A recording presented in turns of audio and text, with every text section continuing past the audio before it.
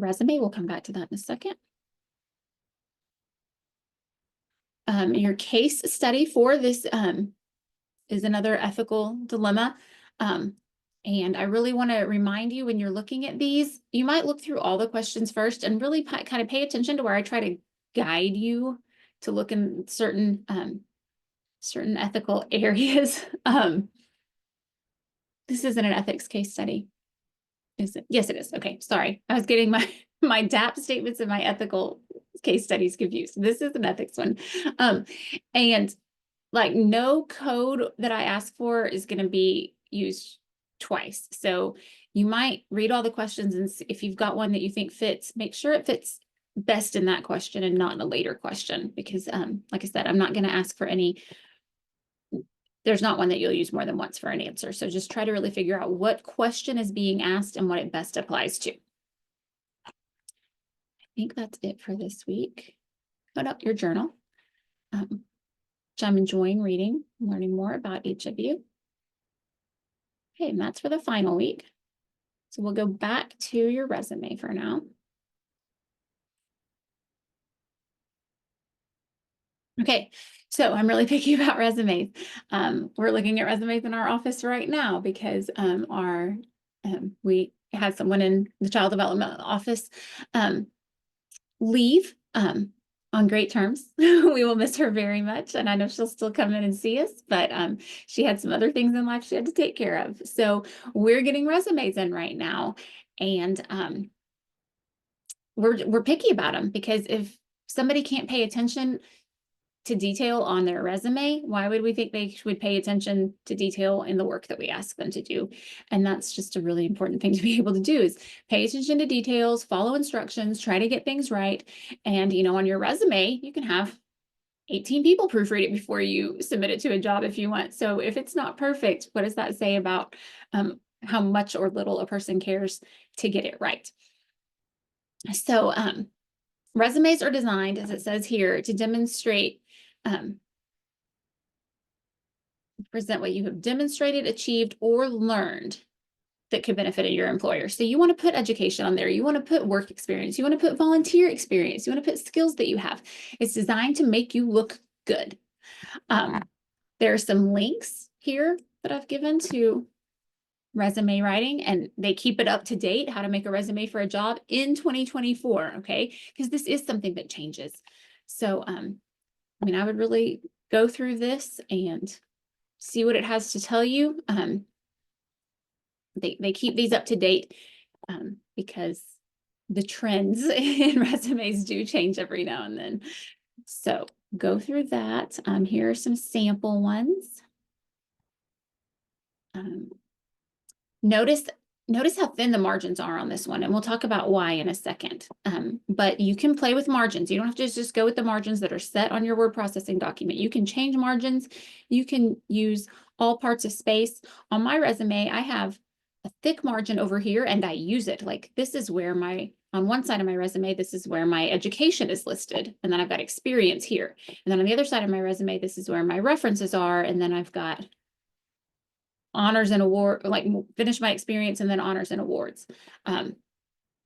So make full use of the margins if you have to. So some of you won't have to. Some of you don't have much experience and you're going, oh no, how am I going to fill this space? And you do have the liberty of making, using slightly bigger font or bigger spacing and things like that. But you also want to make sure that you include any volunteer work that you do. You'll be more detailed in your job descriptions because you're trying to fill room.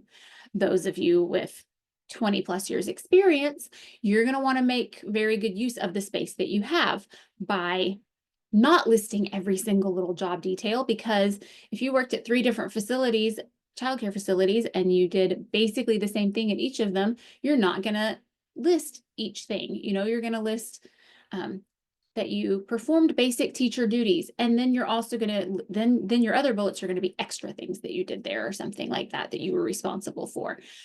Or you might not include your references on yours. You might say references available on request. And you're going to be, your font might be 11 instead of 12. You're just going to be really careful about space. And the reason you're going to be careful about space if you have lots of experience is because a general rule of thumb is that resumes are not to be more than 2 pages long. If you send me a resume that's more than 2 pages long, I'm not going to grade it. I'm going to send it back to you, and then you're going to be rushing next week to redo it. I'm not going to grade it. Just like if somebody sent me a resume that was more than 2 pages long, for a job application, I wouldn't look at it. That's too much information. This is their first quick impression of you. You want to wow them in 2 pages. And by 2 pages, I mean 1 page if you printed it off front and back. So you're trying to wow them in that amount of time. You're not writing sentences. You're doing quick phrases they can look at quickly. Okay. And you're making sure there's no spelling, no typos, that your formatting is consistent, because there's 1 position to fill. If 25 people apply for it and 5 people will get an interview, well, guess how I'm weeding out 20 of those resumes? Oh, they made a typo. They had a spelling mistake. I mean, those are things that you can proofread, so there's no reason to have those. So that's going to tell me they're not going to follow instructions when I need them to. So I'm not going to interview them. And that sounds harsh, but you've got to decide on ways to weed people out when you're going through resumes. So that's pretty standard. That's kind of how it's done when people are deciding who to call in for that interview. It starts with people with I mean, yes, impressive content on their resume, but also no mistakes.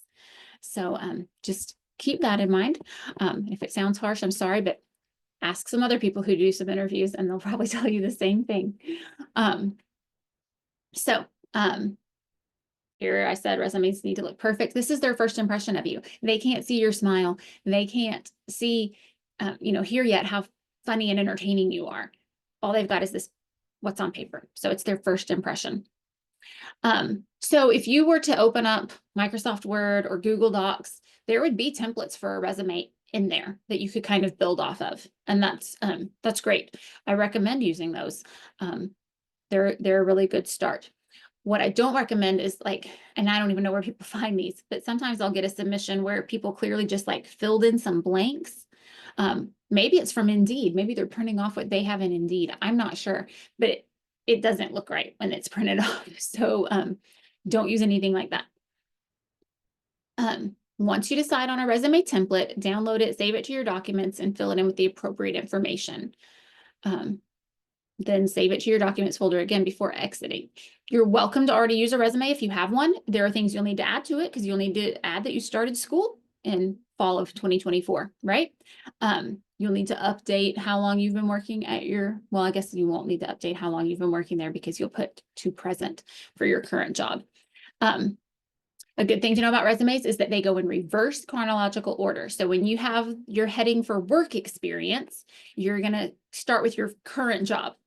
You're going to put August 2022 through present. That's where you work right now.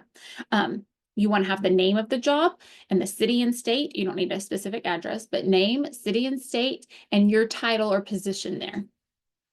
And then a bulleted list of what you do there. These bulleted lists are not complete sentences, so do not put periods at the end. They should start with an action verb, and you'll see that in some of the examples. So let's look at some samples. And these are real student samples, and for me to present them in a way where I could black out information about the student, it is kind of awkward. We can't really see everything. So I've just got some things to say about each of these. And notice there are a lot of comments here, because I want to help you make these perfect, okay? So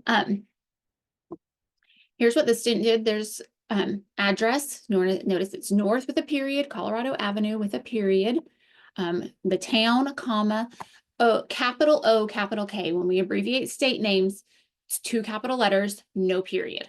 That is the postal code, and that has become the standard. That's how you can abbreviate state names. There are lots of different ways to write phone numbers. This is fine. Just be consistent. If you have a phone number anywhere else on your resume, make sure you use dashes in each spot. If you put the area code in parentheses, make sure every time you write a phone number, you put the area code in parentheses. Okay. And then here's the name.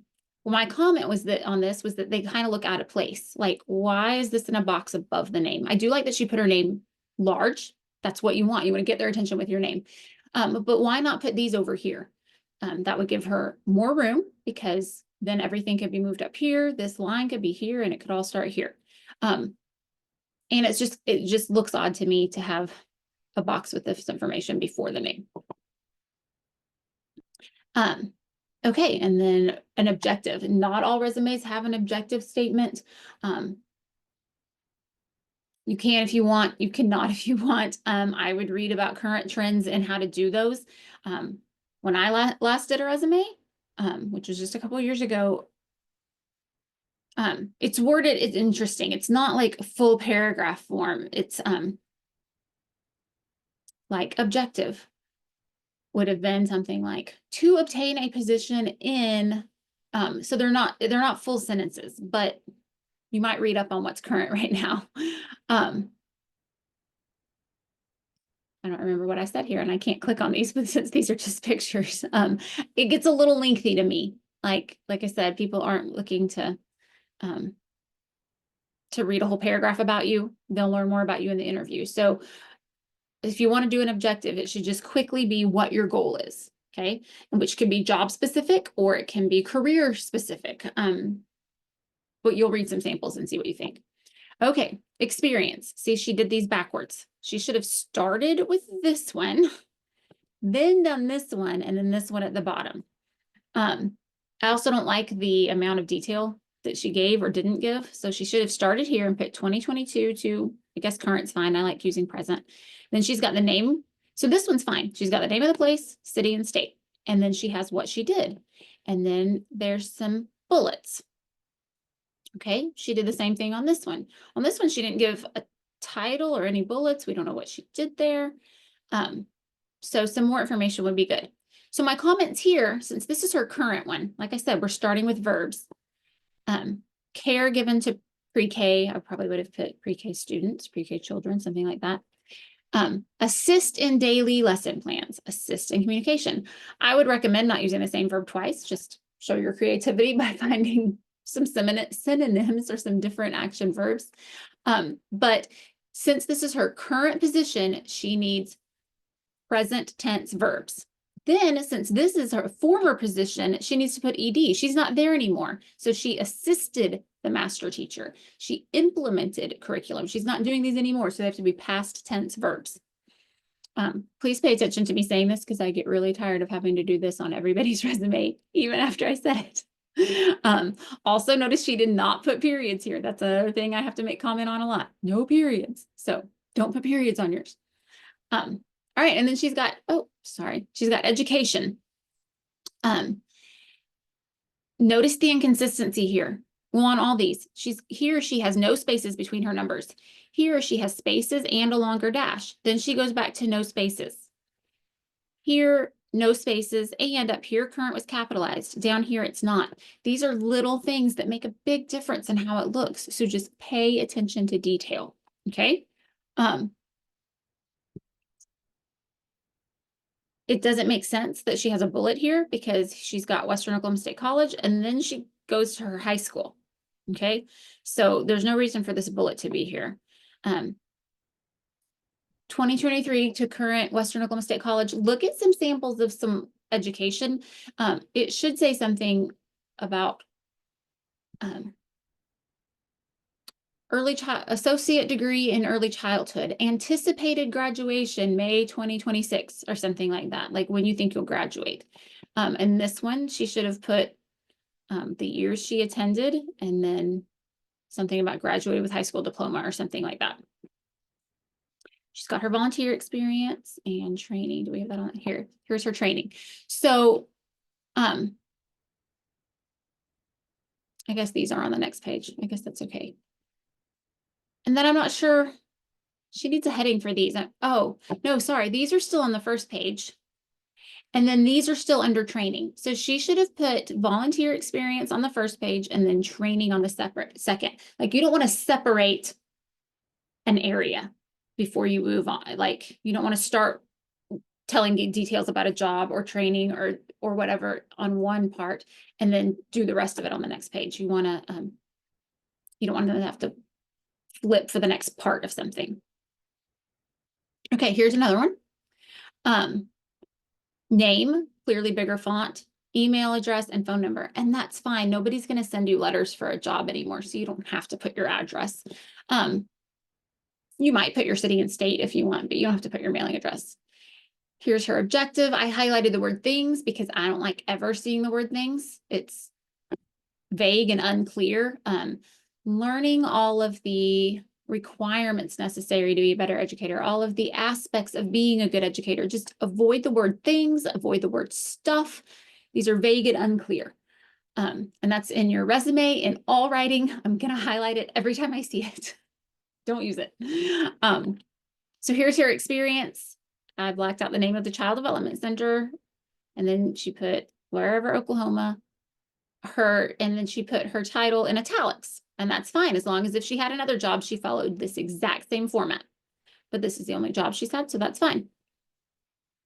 I took off the word, or the letter S here, because plan, coordinate, and conduct activities is what it should say. She needs to take off these periods. Establish a program, help prepare. I should have put that on all of them. But anyway, she needs to take off those S's because it's not someone else talking about her. It's her talking about herself. So she would say, that's how she would say it. I establish, I help. She would say she establishes, but this is about her. So she needs to use it that way. Certifications and training. I would put some dates next to these maybe, or where I got them or something, but that's fine. I mean, that's fine. Education, Western Oklahoma State College. She does not need a comma and a dash here. Pick one. Certificate of mastery. Instead of pending completion, you might put anticipated completion and when you think you'll complete it. June 2023 to present, that's fine. You might put somewhere Altus, Oklahoma. Okay, here's another one. We're almost done. This is sharp looking. The color is a nice touch. It's very noticeable. There's name, city and state, phone number, email address. Make sure your email address is something professional. You can use your Western one if you'd like, but if your email address is sexylexi97, please don't. That's fine for personal use if you want, but it's not the way to get to the one to use to get a job. All right, professional summary. And then she describes herself, an eager childcare provider experienced in providing, I like this, I like that. She doesn't need to capitalize childcare or provider. I missed that when I graded it. But she just described herself, okay? Strong family communication skills. And then she lists skills here. If you're gonna list skills here, you better be able to back them up with some kind of proof. Don't put that you have excellent computer skills if you're not certified in something or can prove it.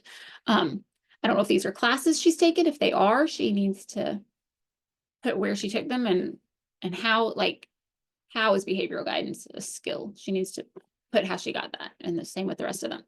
Okay, work history. Sorry. Childcare provider. So she started with her position when she started to current, and then here's where she works and the city and state. I had to fix her EDs because she works there right now. So these should all be present tense verbs. And they need to not end in periods because they're not sentences. Then she's got another job that she, I guess, also works at the same time. But since she started this one first, she put it first. Same thing. And here she did use current present tense verbs. So that's good. And then, see, this is what I'm talking about. She should have just started education on the next page instead of starting it here because she didn't get to finish it on this page. So education on the next side. And what I said here is that typically the school is on the top line. Why would you start with, I don't have a degree. Start with Western Oklahoma State College, Altus, Oklahoma.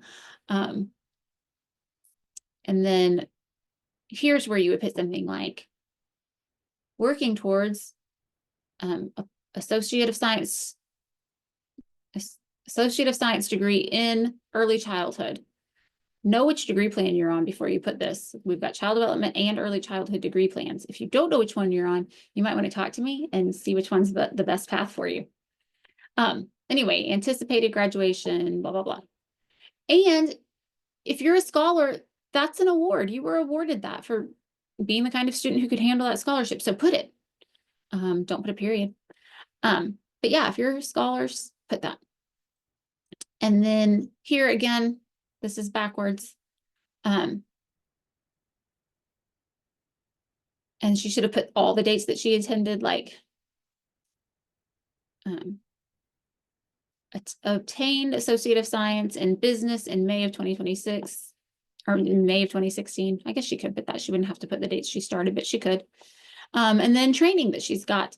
Don't just put abbreviations, put what they're for, because maybe it's something someone else doesn't know. So that's some resumes that I've gotten. Obviously, I can't go through all of them, but there's some things that I'm going to be looking for. Be consistent, be picky.